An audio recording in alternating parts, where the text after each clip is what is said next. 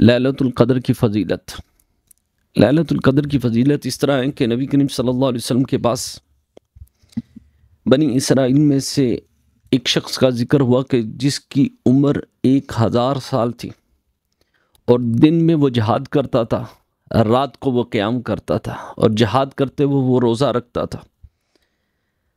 جب یہ باتیں سنی تو انہیں بڑا تعجب ہوا کہ ان کی 1000 سال عمر، دن میں روزہ رکھ کے وہ جہاد کرتے، وہ ساری ساری رات قیام کرتے تھے، اور کل قیامت کے دن تو وہ تو میں سبقت لے جائیں گے، ان کی عبادتیں زیادہ ہوں گی۔ یا رسول اللہ ہمارے لیے دعا کریں، اللہ ہمیں بھی زیادہ عمر عطا فرمائے، ہم بھی روزہ رکھ کے جہاد کریں اور رات میں قیام کریں۔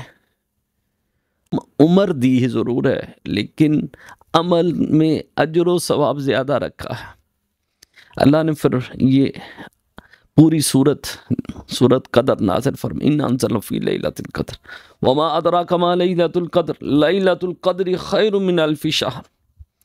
اور دوسری بات یہ ہے کہ علی بن عروہ بیان فرماتے کہ ایک دن رسول اللہ صلی اللہ علیہ وسلم نے بنی اسرائیل میں سے 4 شخصوں کا ذکر فرمایا کہ جو 80 سال اللہ کی عبادت اس طرح کرتے رہے کہ جھپنے کی مقدار جو ہے وہ غافل نہیں رہے، ہر وقت اللہ کے ذکر و فکر میں۔ وہ کون سے؟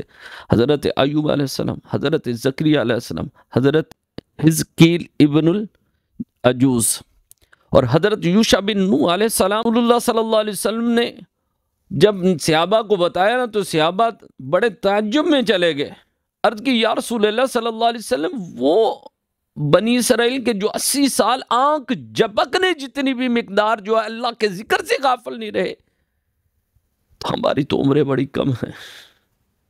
ہمارے لیے دعا کریں کہ اللہ ہماری عمروں کو بڑھا دے، ہم بھی اللہ کی عبادت اس طرح کریں۔